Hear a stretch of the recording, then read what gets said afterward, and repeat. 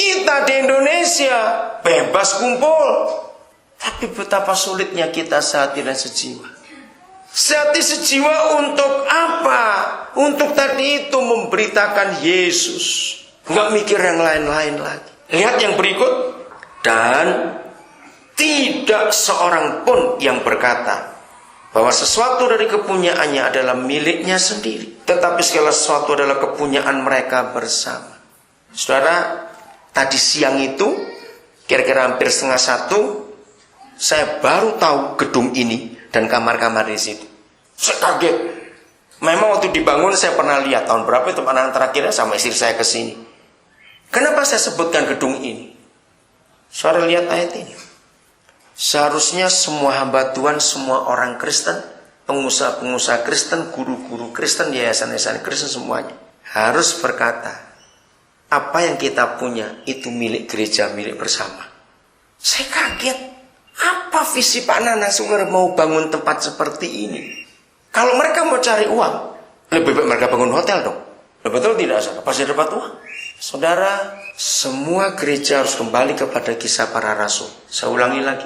Kisah para rasul yang 28 pasal itu adalah, kalau saudara orang proyek, ya walaupun tidak orang proyek tahu, saudara semua proyek sebelum dibangun, saudara kena lihat tukang-tukang, kepala-kepala tukang, kenapa mesti bawa gulungan kertas yang panjang? Namanya apa itu? Gambar birunya. Kalau sampai pimpro atau arsitek nggak bawa gambar biru tapi bawa buku kredit, itu bukan kontraktor itu. Lalu dia membangun dengan model apa? Ngerti istilah ini? Nah, seharusnya gereja mau apa saja yang dipegang adalah 28 pasal kisah para rasul. Karena ini gambar biru gereja. Gereja tidak boleh menyimpang dari gambar ini. Kalau gereja menyimpang dari gambar kisah rasul, itu bukan gereja. Dan terbukti karena kita keluar jauh dari gambar ini, maka itu terjadi perpecahan di antara kita dan gereja tidak berfungsi. Saya masih ingat saudara, 26 Desember tahun 96. Jadi lama sekali. Saya masih ingat, saya nggak akan lupa itu. Malam itu kami baru pulang suami istri dari pelayanan Natal guru-guru sekolah minggu di GKKA, sebuah gereja.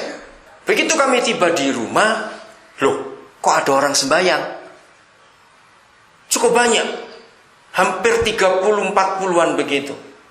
Terus saya tanya istri saya, tadi waktu pergi ada yang cerita nggak kalau mau ibadah? Enggak itu. Lah, saya yang tinggal di rumah, yang punya rumah kok nggak tahu tadi mau berangkat 3 jam yang lalu. Tahu-tahu sekarang kumpul ada ibadah dan doanya terus menangis berteriak. Saya bingung, doa apa ini? Nah, kamar saya kami nggak bisa masuk kamar karena pintu kamar kami, ruangan tamunya dipakai untuk doa. Ya udah, akhirnya kami doa ikut duduk. Terus saya korek salah seorang ibu ya yang tinggal di rumah juga. Saya tanya, ini doa apa? Terus dia bisik, nggak dengar kabar Tasikmalaya dihancurkan. Saudara, waktu itu dari bulan Juni 96 Surabaya dihancurkan 12 gereja. Ya. Lalu akhir Oktober Situbondo 20 sekian gereja dihancurkan. Itu Oktober 96 akhir. Itu saya sudah marah, saudara. Saya marah betul. Saya nggak bisa berdoa. Saya marah betul, saya marah. Tapi saya nggak bisa marah di situ karena orang masih menangis berteriak minta perlindungan Tuhan. Saya nggak tutup mata. Istri saya suruh pegang tangan saya. Saya bilang besok saya mesti ke Jakarta. Selesai doa itu saudara, saya masuk ke kamar saya. Saya nggak pernah marah seperti itu. Betul-betul saya marah saudara. Bagaimana nggak marah? Mana keadilan di negeri ini? Tapi karena mereka masih berdoa, saya juga diam dulu. Tapi saya nggak tutup mata. Saya tunggu berteriak, ngapain berdoa ini, gak usah didoakan. Tahu-tahu dengan lembut Roh Kudus turun atas saya. Saya merasa dia hadir. Langsung teduh kemarahan saya. Seperti api yang disiram air. Begitu kemarahan saya berhenti, saya gak tahu kenapa. Saya mendengar suara begini. Daniel, mengapa kamu marah kepada pemerintah? Aku yang punya gereja saja diam. Saya kaget. Dengarkan ini. Aku yang punya gereja, aku diam. Langsung saya menangis, saya menangis betul. Saya berkata, ampuni saya Tuhan, saya marah. Saya jadi nggak bisa menguasai diri. Saya nggak nangis kayak mereka nangis minta itu, nggak nangis saya lain kali itu. Saya nangis bertobat, saya merasa bersalah. Kenapa saya emosi? Kenapa saya marah pada pemerintah? Terus saya tanya, ya Tuhan, kenapa Tuhan Yesus diam? Kenapa Tuhan nggak bertindak? Kenapa? Mau sampai kapan? Sejak itu, saya nggak pernah pusing. Mau ditutup, mau dibakar, saya nggak urusan. Begini kata Tuhan Yesus. Kenapa aku diam, Daniel? Karena gerejaku kehilangan 3 hal. 1, gereja kehilangan fungsi sebagai gereja. Saya tanya kepada saudara. Misalnya BPD Wamena, Bank Pembangunan Daerah Wamena. Kan sebagai besar uang pemerintah di situ, uang pegawai negeri, betul, uang proyek apakah di situ, atau BRI lah salah satu. Tiba-tiba bank itu jadi rumah makan. Saudara marah enggak? Lu cepat jawab, saudara marah tidak? Kenapa marah? Uang saya mana? Kok jadi rumah makan sekarang? Ngerti ilustrasi ini, saudara?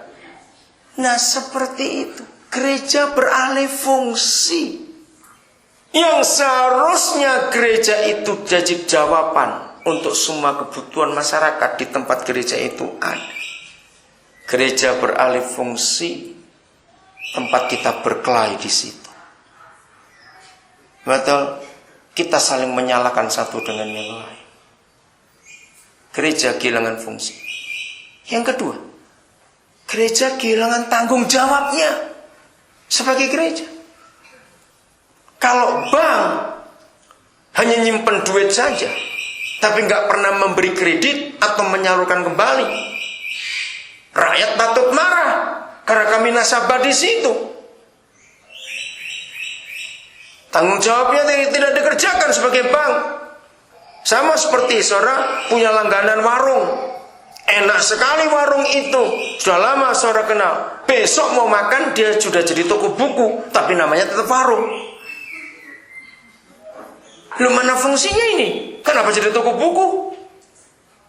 Yang ketiga, gereja kehilangan kuasanya.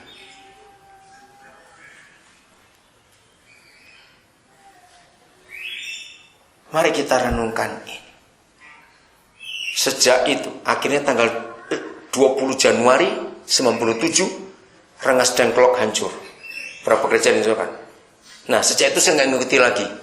Saya biar terserah mau diapakan saja. Karena Yesus sudah marah kepada gerejanya. Gereja nggak berfungsi, nggak bertanggung jawab, nggak berkuasa.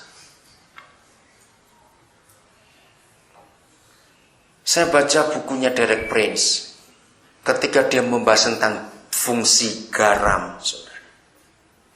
Bagus sekali. Nah, itu fungsi garam. Saudara, sejak ribuan tahun yang lalu, nenek moyang manusia tahu. Dulu belum ada listrik, jadi nggak ada kulkas, nggak ada lemari pendingin untuk nyimpan makanan-makanan sayur, daging, buah yang nggak habis hari itu. Maka orang-orang dulu, orang tua kita dulu supaya bahan itu awet diapakan? Dikasih garam. Kenapa ada ikan garam? Supaya tidak busuk.